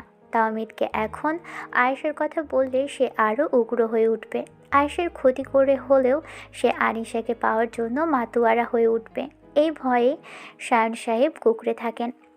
এদিকে অফিস গেটের বাহিরে একটা চায়ের দোকানে আয়েশ আর আনিশা বসে আছে। আয়েশ পরম তৃপ্তিতে চায়ে চুমুক দিচ্ছে আর আনিশা রাগে মুখ ফুলিয়ে বসে আছে। কেসটা কেমন লাগলো সেটা তো বললেন না মিস চাশমিশ আপু। আমার আঁকা কি খুব একটা খারাপ? ফালতু, একদম জঘন্য হয়েছে। আপনার এই সস্তা প্রীতিকালাপের জন্য না এখন সারা অফিসে রটে গেছে যে আপনি আমার বয়ফ্রেন্ড, আর আমি কি না এখন সবার সামনে আপনার সাথে বসে রাস্তার দোকানে চা খাচ্ছি। লোকে দেখলে কী ভাববে? এতে আমার কি দোষ বলুন? শর্ত তো আপনিই দিয়েছিলেন, আপনি বাজিতে হেরেছেন, তাই কথা অনুযায়ী আপনাকে এখন আমার সাথে ঘুরতেই হবে। পরের বাজিটাও আপনি হারবেন আমি নিশ্চিত। তারপর আমার সাথে কফিও খাবেন। জীবনেও না? কফি কি আবার খাওয়ার জিনিস নাকি? তিতা পানি একটা। আপনি খান আপনার ওই আজে বাজে কফি। আমি তো শুধু বাজিতেই হেরেছি বলে এই টং দোকানে চা খেতে এসেছি। চা খেতে কি খুব কষ্ট হচ্ছে? বেশ তো আলু দিয়ে করা লিগারের চা আপনার মেজাজটা ঠান্ডা করবে। আমার মেজাজ আপনার এই চেহারা দেখলে না আরও গরম হয়। কেন যে আপনাকে ওই শর্ত দিতে গেলাম, এখন এই ধুলোবালির রাস্তায় দাঁড়িয়ে থাকতে হচ্ছে। রাগে গা জ্বলছে আনিশার। চায়ের স্বাদে কোনো সমস্যা নেই, কিন্তু আয়েশের সাথে বসে খেতে হয়েছে, এটাই তার প্রধান সমস্যা। দুপুরে আকাশ রোদে ঝকঝক করছিল, অথচ এখন অদ্ভুতভাবে মেঘে ঢেকে আসছে চারপাশ। ব্যবসা গরমের পর বৃষ্টি আসার পূর্বাভাস দিচ্ছে এই ঘন কালো মেঘ। আনিশার অবশ্য মনে মনে ভালোই লাগছে। অনেকদিন হলো ঠিকমতো বাড়ি থেকে বের হওয়া হয় না তার। আয়েশের সঙ্গে এখন আর আগের মতো বিরক্তিকর লাগছে না, বরং এক ধরনের অদ্ভুত ভালো লাগা কাজ করছে। এমন এক অনুভূতি যা সে মন থেকে পুরোপুরি মুছেও ফেলতে পারছে না, আবার খুব কাছে টেনে নিতেও ভয় পাচ্ছে। আয়েশ সামনে হাঁটছে, আনিশা কিছুটা দূরত্ব বজায় রেখে পিছনে পিছনে যাচ্ছে। রাস্তায় তেমন গাড়ি নেই, পরিবেশটা বেশ শুনশান। আচমকা আকাশ ভেঙে ঝমঝম করে বৃষ্টি নামে। আয়েশ চটজলদি রাস্তার পাশের একটা টিনের ছাউনির নিচে দাঁড়ায়। আনিশা আপু জলদি আসুন এদিকে, ভিজে যাবেন তো। আনিশা আয়েশের ডাক শুনেও না শোনার ভান করে। সে দুহাত বাড়িয়ে বৃষ্টির প্রতিটা ফোঁটা স্পর্শ করতে ব্যস্ত। বৃষ্টির ছোঁয়া পেয়ে তার চোখে চশমাটা ঝাপসা হয়ে যায়, কিন্তু তার মুখে এক স্বর্গীয় হাসি ফুটে ওঠে। আয়েশ মুগ্ধ দৃষ্টিতে তাকিয়ে থাকে সেই মেয়েটির দিকে। তার মনে হয় সেই ছোটবেলার পিচ্চি বয়মে দেখা আনিশা এখনও যেন আগের মতোই রয়ে গেছে। সেই একই চপলতা, সেই একই বৃষ্টির প্রতি ভালোবাসা। অন্যমনস্ক হয়ে আনিশাকে দেখতে দেখতে হঠাৎ আয়েশের খেয়াল হয় যে আবহাওয়া খুব একটা ভালো নয়। এই তীব্র বৃষ্টিতে বেশিক্ষণ ভিজলে জ্বর হওয়া নিশ্চিত। সে আর দেরি না করে বৃষ্টির মধ্যেই নেমে যায় এবং অনেকটা জোর করে আনিশার হাত ধরে টেনে ছাউনির নিচে নিয়ে আসে। হাত ছাড়ুন পিচ্ছি ছেলে আয়াস, আপনি সব সময় এত জোর করেন কেন? আমি ভিজতে ভালোবাসি, সেটা কি আপনার সহ্য হচ্ছে না? ভেজা আর অসুখ বাঁধানো এক কথা নয়। আপনার শরীর খারাপ করলে আঙ্কেল আমাকে আস্ত রাখবেন না। তাছাড়া আপনার চোখের চশমাটা দেখুন, কিছুই তো দেখতে পাচ্ছেন না। আনিশা শাড়ির আঁচল দিয়ে চশমাটা মুছতে মুছতে আয়েশের দিকে আর চোখে তাকায়। আয়েশের গলার স্বরে আজ কোনো দুষ্টুমি নেই, আছে এক গভীর মমতা। আপনি কি সবাইকে সবসময় এমন শাসনই করেন? শুধু তাদেরকেই করি যারা নিজের যত্ন নিতে জানে না। আনিশা চুপ হয়ে যায়। বৃষ্টির শব্দ আর আয়েশের এই শান্ত উপস্থিতি তাকে এক নতুন ভাবনায় ফেলে দেয়। এই মানুষটা কি সত্যি তার কেউ হয়? কেন তার কথাগুলো এত চেনা মনে হয়? আয়েশ অনেকটা টেনে হিঁচড়েই ছাউনির নিচে নিয়ে আসলো আনিশাকে। আনিশার গায়ের ওড়না আর জামা বৃষ্টির পানিতে একদম লেপ্টে আছে। ছাউনির নিচে আসতেই আনিশা আয়েশের হাত ঝাড়া দিয়ে সরিয়ে দেয়। আজব তো, আপনি আমায় এভাবে গরুর মতো টেনে আনছেন কেন? আমি কি আপনার পোষা প্রাণী নাকি? গরুর মতো কাজ করলে আমি কি আর আপনাকে কোলে করে আনবো? এই অসময়ে বৃষ্টিতে ভিজছেন তো একদম শ্রদ্ধা কাপুরের মতো স্টাইল দিয়ে, কিন্তু একবার যদি জ্বর আসে তখন কোন টাইগার শ্রফ বা অর্জুন কাপুর এসে সেবা করবে শুনি? তখন তো এই আয়েশ ডাক্তারকেই ডাকতে হবে। আপনি একটা আস্ত ভালো মানুষ, জানি তো, সবাই তাই বলে। ওহ, নিজের প্রশংসা নিজে করা বন্ধ করেন। আপনি একটা বলদ, আস্ত একটা বলদ। আনিশার মুখে এমন কথা শুনে আয়াস চরম বিরক্তি নিয়ে ওর দিকে তাকায়। আয়েশের সেই চরম গম্ভীর আর বিরক্ত ভরা চেহারা দেখে আনিশা নিজেকে ধরে রাখতে পারে না। সে হো হো করে হাসতে শুরু করে। বৃষ্টির শব্দের মাঝে আনিশার সেই খিলখিল হাসি এক মায়াবী পরিবেশ তৈরি করে। এতগুলো বছর পর আয়েশ আজ প্রথম আনিশাকে এভাবে প্রাণ খুলে হাসতে দেখছে। সাধারণত আয়াস যখনই এ বাড়িতে আনিশার সামনে পড়ে, আনিশা হয় রেগে থাকে, নয়তো রাগ করার জন্য অন্য কোনো বাহানা খোঁজে। কিন্তু আজ মেয়েটার মাঝে বিন্দু মাত্র রাগ নেই। মনে হচ্ছে আকাশের বৃষ্টি যেন আনিশার মনের সব বিষাদ তিক্ততা ধুয়ে মুছে নিয়ে গেছে। আকাশ মন্ত্রমুগ্ধের মতো সেই হাসির দিকে চেয়ে থাকে। আনিশা হঠাৎ খেয়াল করে আয়াস তার দিকে পলকহীন দৃষ্টিতে তাকিয়ে আছে। সে কিছুটা অপ্রস্তুত হয়ে আয়েশের চোখের সামনে তুড়ি বাজায়। কি হলো মিস্টার, এভাবে মূর্তির মতো চেপে আছেন কেন? বৃষ্টি তো প্রায় থেমেই এলো, এবার কি আমাদের যেতে হবে না? আসলে আপনার জামার যা অবস্থা, ডোন্ট মাইন্ড, কিন্তু রাস্তায় এইভাবে হুটহাট না ভিজলে কি হতো না? শাড়িটা একদম ভিজে গায়ের সাথে লেপ্টে আছে। আনিশা আয়ানের কথা শুনে ভ্রু কোঁচকায়। সে আয়েশকে কোনো সুযোগ না দিয়েই নিজের ব্যাগ থেকে একটা ভাঁজ করা পাতলা চাদর বের করে। তারপর সেটা বেশ কায়দা করে সারা গায়ে জড়িয়ে নেয়। আনিশার এই আগাম প্রস্তুতির দৃশ্য দেখে আয়াস রীতিমতো হাঁ করে তাকিয়ে থাকে। এভাবে তাকিয়ে থাকার কিছু নেই আয়েশ সাহেব। এই আনিশার কাছে সবসময় ব্যাকআপ প্ল্যান থাকে। আমি জানতাম আজ বৃষ্টি হতে পারে। অদ্ভুত, এই তীব্র গরমে কেউ ব্যাগে চাদর নিয়ে ঘোরে? আপনি কি সত্যি মানুষ নাকি অন্য গ্রহের কেউ? আমি রাখি, তাতে আপনার কোনো সমস্যা আছে? আমি আমার শরীর নিয়ে সচেতন, তাই চাদর রাখি। এখন চলুন, অযথা সময় নষ্ট করবেন না। আয়েশ মাথা নেড়ে না সূচক ইঙ্গিত করে, তবে তার মনে মনে অন্য কথাই চলছে। সে নিজেকে নিজেই গালি দেয়, মনে মনে বলে, কি তার ছিঁড়া একটা মেয়ে রে বাবা, সাথে চাদর নিয়ে ঘুরছে কেন ভাই? আমি কি মরে গিয়েছিলাম? আমি তো ভাবলাম বৃষ্টিতে ভিজলে নিজের শার্টটা খুলে ওকে দেব, কি সুন্দর একটা রোমান্টিক সিন হতো, একদম সিনেমার মতো। তা না, উনি চাদর বের করে সব প্ল্যান মাটি করে দিলেন। কেন যে মানুষ এত বুদ্ধিমান হতে যায়? আয়েশ নিজের কল্পনার জালে নিজেই ভ্যাবাচাকা খায়। সময়টা দুজনের মাঝে বেশ ভালোই কাটছে। ঝগড়া আর খুনসুটির আড়ালে একটা সূক্ষ্ম টান অনুভব করছে দুজনেই। কিন্তু তারা জানে না তাদের জীবনে এক অনাকাঙ্ক্ষিত ঝড় আসতে চলেছে, যার পূর্বাভাসটুকুও এখন তাদের কাছে নেই। এদিকে বাড়িতে ফিরে শায়ন সাহেব আনিশাকে কোথাও দেখতে পায় না। তিনি সারা ঘর খোঁজ করে। আনিশার ঘরের দরজা বন্ধ দেখে তিনি কিছুটা অস্থির হয়, তবে পরক্ষণেই তার মনে হয় যে এখন তো অফিসের সময়, আনিশা নিশ্চয় এখনও অফিস থেকে ফেরেনি। এই ভেবে তিনি কিছুটা নিশ্চিন্ত হয়ে নিজের পড়ার ঘরে গিয়ে বসে। আজকাল শায়ন সাহেব আনিশাকে নিয়ে বড়ই বেশি ভয় পায়। 9 বছর আগে ঘটে যাওয়া সে ভয়াবহ স্মৃতি এখনও তাকে মাঝরাতে চমকে দেয়। তিনি জানালার বাহিরে তাকিয়ে আনমনে সেই পুরনো দিনগুলোর কথা ভাবতে শুরু করে। আনিশার বিয়ের পর থেকেই শায়ন সাহেবের দুশ্চিন্তার কোনো সীমা নেই।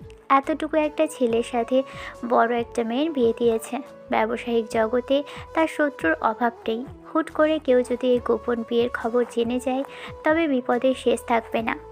শান সাহেবের সেই আশঙ্কা একদিন সত্যিই রূপ নেয়। ব্যবসায়িক শত্রুতার জের ধরে এক নিষ্ঠুর ব্যবসায়ী শায়ন সাহেবকে সপরিবারে শেষ করে দেওয়ার জন্য মাঝরাতে তাদের বাড়িতে একজন খুনি পাঠায়। সে রাতে বাড়িতে শায়ন সাহেব, তার স্ত্রী সুভা বেগম এবং তার মেয়ে আনিশা ছাড়া কেউই ছিল না। তবে ভাগ্যক্রমে সেদিন আয়াসের বাবা রফিকুদ্দিন সাহেব তাদের বাড়িতে বেড়াতে আসে। বিআই সাহেব, রাত তো অনেক হলো। এই বৃষ্টি আর অন্ধকারে গ্রামে ফিরে যাওয়ার দরকার নেই। আজ রাতটা আমাদের সাথেই থেকে যান।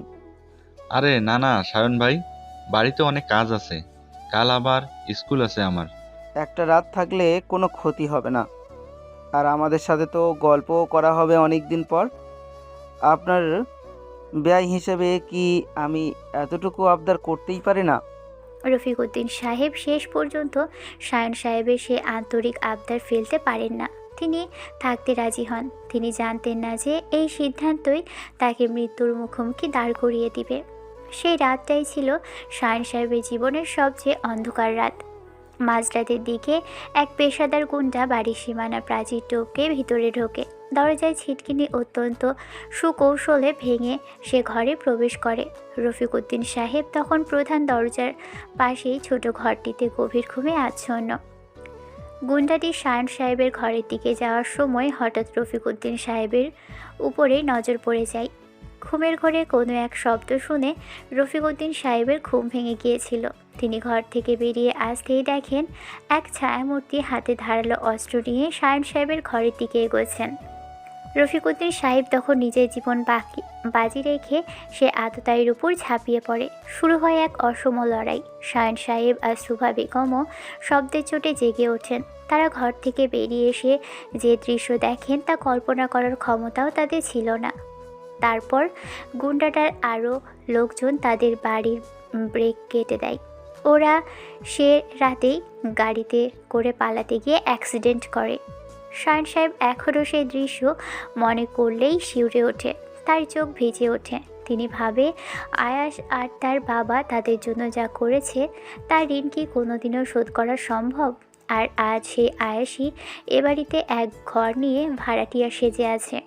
শায়ন সাহেবের খুব ইচ্ছে করে আয়েশকে জড়িয়ে ধরে বলতে, বাবা, তুই আমার ছেলের চেয়েও বেশি। কিন্তু আনিশার বর্তমান পরিস্থিতি তাকে সেই সুযোগ দিচ্ছে না। শায়ন সাহেব দীর্ঘশ্বাস ফেলে ঘড়ির দিকে তাকায়।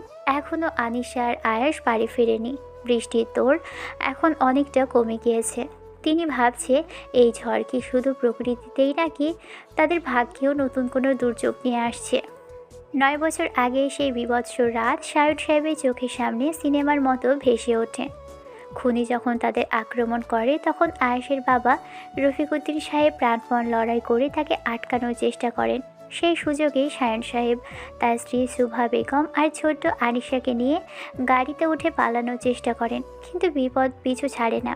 খুনিরা আগে থেকেই গাড়ির ব্রেক কেটে রেখেছিল। পাহাড়ি রাস্তায় দ্রুত গতিতে চলার সময় ব্রেক কাজ না করায় গাড়িটি নিয়ন্ত্রণ হারিয়ে পাহাড়ের নিচে ছিটকে পড়ে। সে ভয়াবহ দুর্ঘটনায় সুভা বেগম ঘটনাস্থলেই প্রাণ হারান। আনিশা ছিটকে গিয়ে পাশের এক বিশাল গাছের উপর পড়ে।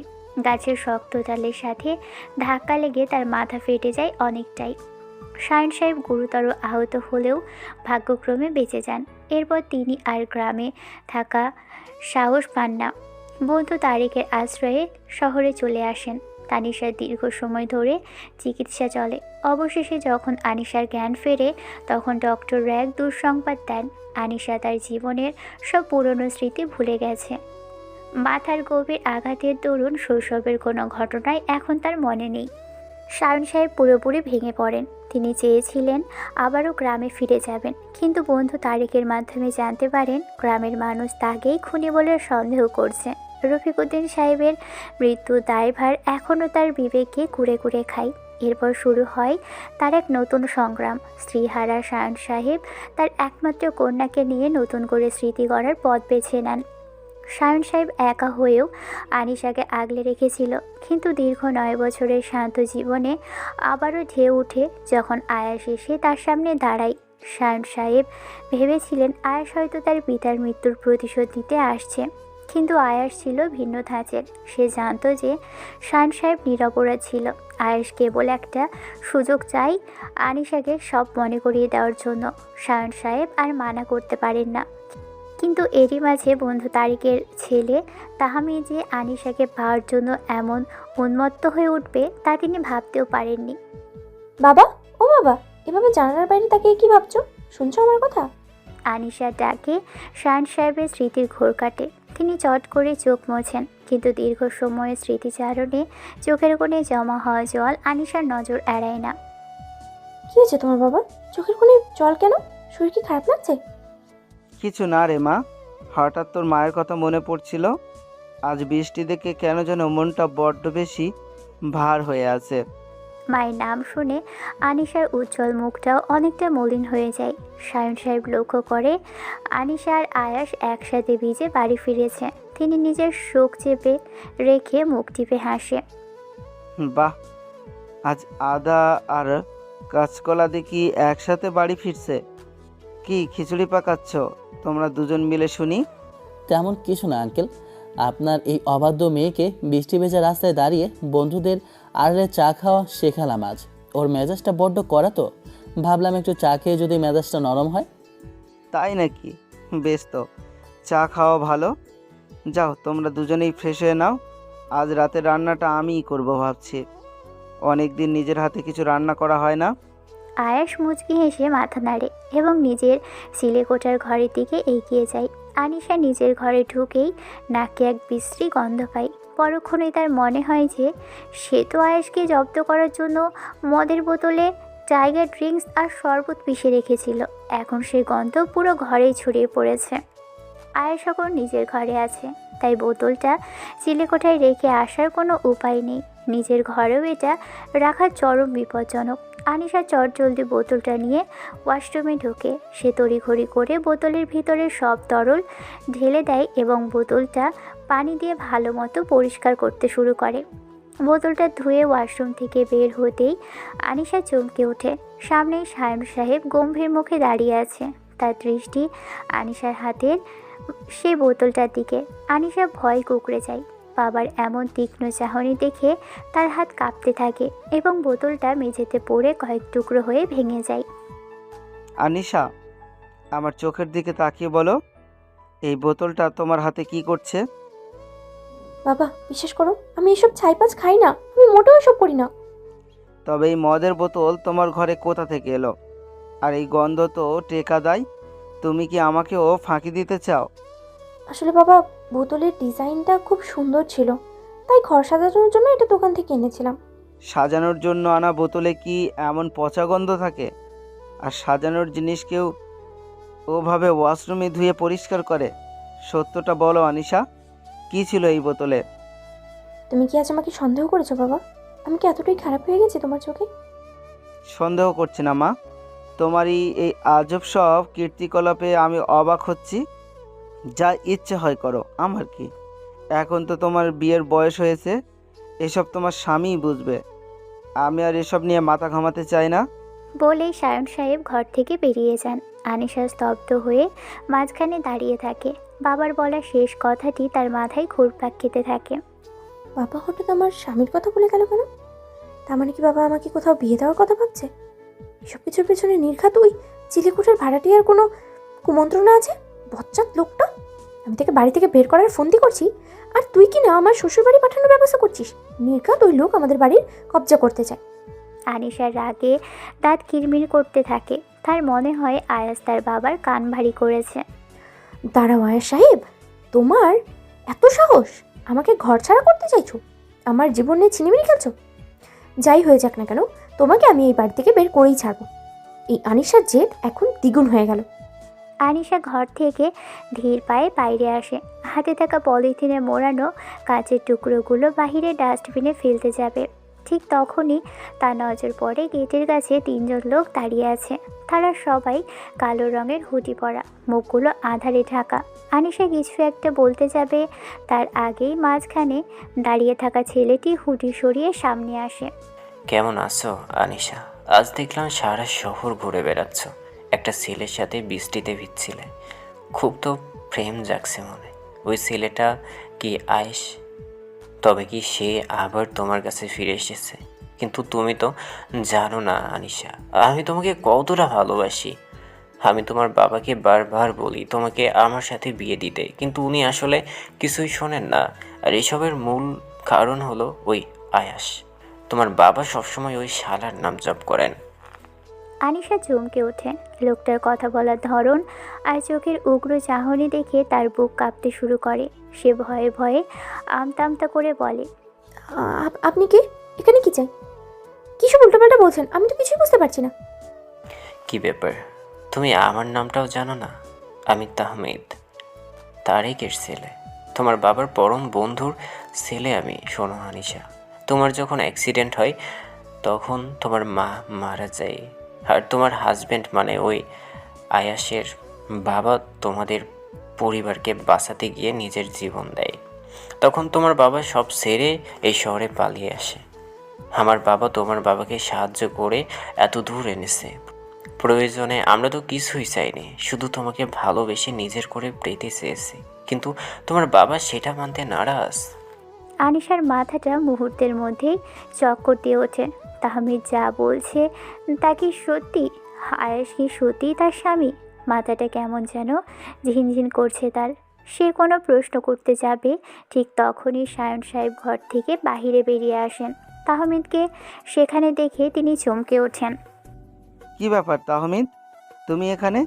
এই বাড়ির ঠিকানা তুমি কোথায় পেলে? আর আমার মেয়ের সাথে তুমি কি কথা বলছো? আরে আঙ্কেল, বের হলেন তাহলে? আজ যখন আপনার সাথে কথা বলে ফিরেছিলাম, রাস্তায় দেখি আনিশা একটা ছেলের সাথে বসে চা খাচ্ছে। এটা তো আমি কিছুতেই মেনে নিতে পারি না। আমার হবু বউ অন্য কোনো ছেলের সাথে চিপকে থাকবে, এটা সহ্য করার মতো নয়। তাই পিছু নিয়ে এখানে চলে এসেছি। এসে জানতে পারি ওই ছেলেটা আয়াস। তুমি এখনই এই বাড়ি থেকে বের হয়ে যাও তাহমিদ। এখানে কোনো ঝামেলা করবে না। আমার মেয়েকে আমি তোমার মতো উগ্র ছেলের সাথে বিয়ে দেব না। যাও বলছি। আরে রাগ করেন কেন? সব সমস্যার মূল তো ওই আয়াস, তাই না? আজকে ওটাকে দুনিয়া থেকে সরাতে আমি এসেছি। সেদিন গুন্ডাগুলো ওর বাপকে নয়, যদি ওইটাকে মারতো তাহলে আজ আমার আর আনিশার মাঝে কোনো বাধা থাকতো না। আয়াসকে আজ মরতেই হবে। আমার বাবার অনেক অনেক টাকা আছে, পুলিশি ঝামেলা তিনি সামলাবেন, আর এই কাজ যে বাধা হয়ে দাঁড়াবে তাকেও মরতে হবে। তাহমিদ হিংস্র ভঙ্গিতে এগিয়ে যেতে থাকে। শায়ন সাহেব নিজের মেয়ের সামনে ঢাল হয়ে দাঁড়ান। আনিশা প্রচণ্ড ভয় পেয়ে তার বাবার পিছনে গিয়ে দাঁড়ায়। ঠিক সেই মুহূর্তে আয়াস উপর থেকে দ্রুত নেমে আসে এবং সবার সামনে বুক টান টান করে দাঁড়ায়। খুব শখ বুঝি আনিশাকে বিয়ে করার, কিন্তু ওই শখ তো 9-10 বছর আগে আমি পূরণ করে ফেলেছি। নেহাত ওর স্মৃতি মনে নেই, না হলে তোর মতো মানুষের এখানে আসার সাহসী হতো না। চলে যায় এখান থেকে তাহমিদ, না হলে ফল খুব খারাপ হবে। ও এসে গেছিস? তুই তো আমার পথের সবচেয়ে বড় গালটা। তুই আগে নিজেকে সামলা, তারপর আমার খারাপ হওয়া নিয়ে ভাবিস। আঙ্কেল, আপনি সরে যান সামনে থেকে। কথাটা বলেই তাহমিদ শায়ন সাহেবকে সজোরে ধাক্কা দেয়। শায়ন সাহেব ভারসাম্য হারিয়ে দেয়ালের দিক গিয়ে পড়েন। আয়েশ রেগে আগুন হয়ে যায়। সে লাফিয়ে উঠে তাহমিদের বুকে এক লাথি মারে। তাহমিদ ছিটকে দূরে গিয়ে পড়ে। ওর সাথে থাকা লোকেরা তখনই আয়েশকে চারপাশ থেকে ঘিরে ধরে মারতে শুরু করে। আনিশা চিৎকার করে তার বাবার দিকে দৌড়ে যায়। শায়ন সাহেবের মাথা ফেটে রক্ত বের হচ্ছে। বাবা, তোমার কি হচ্ছে? তোমার কিছু হবে না বাবা, আমি তোমার কিছু হতে দেবো না। আয়াসকে বাঁচা মা, ও তোকে আগলে রাখতে এসেছে। আয়াসকে বাঁচা। আয়াস একাই 3জনের সাথে লড়ছে, কিন্তু তাহমিদ উঠে এসে কোমর থেকে একটা ধারালো ছুরি বের করে। সে পাগলের মতো আয়েশের দিকে তেড়ে আসে এবং ছুরি চালায়। আয়েশ সরাসরি আঘাত এড়াতে পারলেও ছুরিটা তার পেটের এক পাশ ঘেঁষে চলে যায়। চামড়া অনেকটা কেটে গিয়ে ফিনকে দিয়ে রক্ত বের হতে থাকে। আয়াস না! আয়েশ যন্ত্রণায় কুঁকড়ে গেলেও হাল ছাড়ে না। সে তাহমিদের হাতে লাথি মেরে ছুরিটা ফেলে দেয়। তাহমিদের লোকেরা আয়েশের হাত চেপে ধরে। তাহমিদ পাশে রাখা একটা ভারী মাটির ফুলের টব হাতে তুলে নেয়। সে আয়েশের মাথার দিকে টবটি নিয়ে তেড়ে আসে। ঠিক সেই মুহূর্তে তাহমিদের জামা পিছন থেকে কেউ একজন টেনে ধরে। তাহমিদ ভাবে শায়ন সাহেব বুঝি তাকে বাধা দিচ্ছে। সে রাগে হিতাহিত জ্ঞান হারিয়ে ফেলে। সে ভাবে শায়ন আর আয়েশকে সরালে আনিশাকে পেতে আর কোনো বাধা থাকবে না। সে তড়িঘড়ি করে পিছন ফিরে টপ দিয়ে সজোরে বাড়ি দেয়, কিন্তু সেই আঘাত গিয়ে পড়ে সরাসরি আনিশার মাথায়। শায়ন সাহেব নয়, আনিশা তাহমিদকে টেনে ধরেছিল। আনিশার মাথা ফেটে রক্তে ভেসে যায় চারপাশ। সে নিথর হয়ে মাটিতে লুটিয়ে পড়ে। ঠিক সেই মুহূর্তে সেখানে পুলিশের গাড়ি এসে থামে। আয়েশ আসার আগেই পুলিশকে খবর দিয়ে রেখেছিল। পুলিশ দ্রুত তাহমিদ আর তার সঙ্গীদের গ্রেপ্তার করে নিয়ে যায়। আয়েশ আর শায়ন সাহেব কোনো মতেই আনিশাকে নিয়ে হাসপাতালের দিকে ছোটে। হাসপাতালের বেডে শুয়ে আছে আনিশা, মাথায় সাদা ব্যান্ডেজ। দীর্ঘ 36 ঘন্টা পার হয়ে গেছে, কিন্তু এখনও তার জ্ঞান ফেরেনি। আয়েশ তার পেটের ক্ষত নিয়ে ব্যান্ডেজ করা অবস্থায় আনিশার পাশে বসে আছে। তার চোখে জল। পাশে শায়ন সাহেবও নির্বাক হয়ে বসে আছেন। হঠাৎ আনিশার চোখের পাতা নড়ে ওঠে। সে ধীরে ধীরে চোখ মেলে তাকায়। প্রথমে ঝাপসা লাগলেও সামনে আয়েশের মুখটা স্পষ্ট হতেই আনিশার ঠোঁটে এক মায়াবী হাসি ফুটে ওঠে। সে আয়েশের হাতটা নিজের হাতের মুঠোয় নেয়। আয়াস, আমার পিচ্চি বর, বাবা এত বছরও কোথায় ছিল? তোমার তো ওর সাথে আমার বিয়ে দিয়েছিলে। ও তো আমার সব যত্ন করতো। আমার সব মনে পড়েছে বাবা। ওই বৃষ্টির দিন চিরকুট দেওয়া, বাবার বকা খাওয়া। আয়েশ আমায় কতটা ভালোবাসে আমি সব মনে করতে পারছি। আনিশার কথা শুনে শায়ন সাহেব কান্নায় ভেঙে পড়েন। আয়েশ অবিশ্বাসের দৃষ্টিতে আনিশার দিকে তাকিয়ে থাকে। আনিশার স্মৃতি ফিরে এসেছে। আনিশা, তুমি সত্যি আমাকে চিনতে পারছো? পাগল বর আমার, তোমাকে কি বলা যায়? ওই এতটুকু বয়সে যে মায়া তুমি আমার মনে বুনে দিয়েছিলে, সেটা স্মৃতি হারাক আর যাই হোক আত্মা থেকে কোনোদিনই মুছে যায়নি। তাই তো বারবার তোমার সাথে ঝগড়া করেও তোমার টানেই ছুটে আসতাম। আয়েশ আনিশার কপালে আলতো করে চুমু খায়। আনিশা আয়েশের বুকে মাথা রাখে। শায়ন সাহেব ঘর থেকে বাইরে বেরিয়ে আসেন যাতে ওদের একটু একান্ত সময় দেন। আয়েশ আনিশার কানের কাছে মুখ নিয়ে ফিস ফিস করে বলে, মিস চাশমিশ, বাজিটা তাহলে কে জিতলো? কফি উইথ সুগার তো তাহলে হচ্ছেই। বাজি আমি জিতেছি আয়েশ, কারণ আমি আমার হারিয়ে যাওয়ার জীবন ফিরে পেয়েছি। আর কফি না, এখন থেকে সারা জীবন তোমার ভালোবাসার মিষ্টি চাই খাবো আমি। হাসপাতালের কেবিনে জানালার বাহিরে তখনও টুপটাপ বৃষ্টি পড়ছে। আনিশা অপলক দৃষ্টিতে আয়েশের দিকেই তাকিয়ে আছে। আয়েশ পরম মমতায় আনিশার হাত নিজের গালের সাথে চেপে ধরে বসে আছে। দীর্ঘ 9 বছরের যে শূন্যতা তাদের মাঝে ছিল তা যেন এক মুহূর্তেই উবে গেছে। কি হলো? তুমি বড় বড় চোখ করে কি দেখছো? আগে কখনো কোনো মেয়েকে দেখোনি নাকি? মেয়ে তো অনেক দেখেছি, কিন্তু আমার ওই ছোট্ট মিস চাশমিশ যে এতটা সুন্দরী হয়ে ফিরে আসবে সেটা ভাবিনি। তোমার স্মৃতি ফিরে এসেছে ভাবতেই আমার মনে হচ্ছে আমি নতুন করে জীবন পেয়েছি। খুব তো মিস চশমিশ বলা হচ্ছে। কেন এখন বুঝি তুমি কোনো পিচ্ছি না? তুমি তো আমায় কত জ্বালিয়েছো। কফি উইথ সুগার, ডাবল চিনি, কত ঢং ছিল তোমার। ওসব তো তোমাকে পাওয়ার বাহানা ছিল। তুমি যদি জানতে আনিশা, এই 9টা বছর আমি প্রতিটা রাত তোমার ফেরার প্রতীক্ষায় কাটিয়েছি। মেডিকেলের মোটা মোটা বইগুলোর পাতার প্রতিটা অক্ষরে আমি শুধু তোমার মুখটাই দেখতাম। যখন এই বাড়িতে ভাড়াটে হয়ে এলাম, তুমি যখন আমাকে চিলতে ঘরে থাকার প্রস্তাব দিলে, আমার মনে হচ্ছিল আমি আমার স্বর্গ খুঁজে পেয়েছি। জানো এর স্মৃতি যখন ছিল না, তখনও কেন যেন তোমার চোখের দিকে তাকালে আমার বুকটা কেঁপেই উঠত। তোমার গলার স্বর শুনলে মনে হতো এটা খুব চেনা।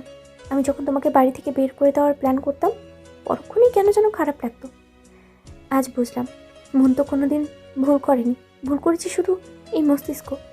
আয়েশ আনিশার চিবুক আলতো করে উঁচিয়ে ধরে। আনিশার চোখে জল চিকচিক করছে, তবে তা দুঃখের নয়, পরম সুখের। আয়েশ আনিশার বুকে মাথা রেখে বলে, আমার দিকে তাকাও আনিশা, আর কোনোদিন আমার চোখের আড়াল হতে দেব না তোমাকে। অনেক হয়েছে লুকোচুরি, এখন থেকে প্রতিটা সকাল তোমার ওই রাগী মুখ থেকে শুরু হবে, আর প্রতিটা রাত তোমার মায়াবী হাসিতে শেষ হবে। তুমি কি আমার হবে চিরতরে? আমি তো তোমার হয়েই আছি আয়াস।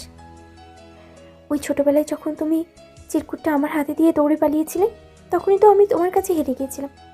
তুমি হবে আমার সেই পিচ্চি পর, যে আমার জন্য সব ছেড়ে চিলেকোঠায় এসে থাকতে পারে।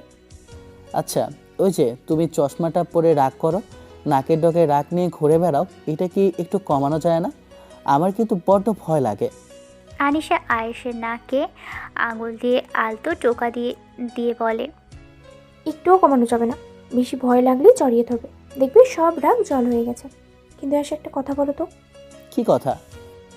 তুমি যে বলেছিলে আমি বাজেটে হারলে আমাকে তোমার সাথে কফি খেতে হবে, সেই বাজেটটা কি এখনো আছে? ওটা তো একটা উপলক্ষ ছিল মাত্র, আসল বাজি তো আমরা দুজনেই জিতে গেছি আনিশা। তবে হ্যাঁ, 1 কাপ কফি কিন্তু পাওনা রইল, কিন্তু এবার চিনি আমি দেব। তোমার ঠোঁটের একটু হাসি দিলেই কফিটা মিষ্টি হয়ে যাবে। আনিশা লজ্জায় আয়েশের বুকে মুখ লোকায়। আয়াস আনিশার ললাটে এক দীর্ঘ চুমু আঁকে। কেবিনের নিস্তব্ধতায় দুজনের হৃদস্পন্দনের শব্দ স্পষ্ট শোনা যাচ্ছে। বাহিরে বৃষ্টির বেগ বাড়ছে, যেন প্রকৃতির পক্ষ থেকে এই পুনর্মিলনকে আশীর্বাদ জানানো হয়েছে। আয়াস আর আনিশা জানে এই বৃষ্টির প্রতিটা ফোঁটা এখন থেকে তাদের ভালোবাসার সাক্ষী হয়ে থাকবে, জড়িয়ে ধরে একে অপরকে। আনিশা, ভালোবাসি, খুব বেশি ভালোবাসি। আমিও ভালোবাসি আমার ডাক্তার সাহেবকে। সারা জীবন এভাবেই থেকো আমার পাশে। হাসপাতালে সেই ছোট্ট কেবিনটা তখন ভালোবাসার এক বিশাল সমুদ্রে পরিণত হয়েছে, যেখানে দুঃখের কোনো ঠাঁই নেই। আনিশার মাথায় ব্যান্ডেজ থাকলেও তার হৃদয়ে এখন বসন্তের বাতাস। আয়েশার আনিশার এই রূপকথা যেন নতুন করে প্রাণ পেল, যা কোনো দিনও শেষ হবে না।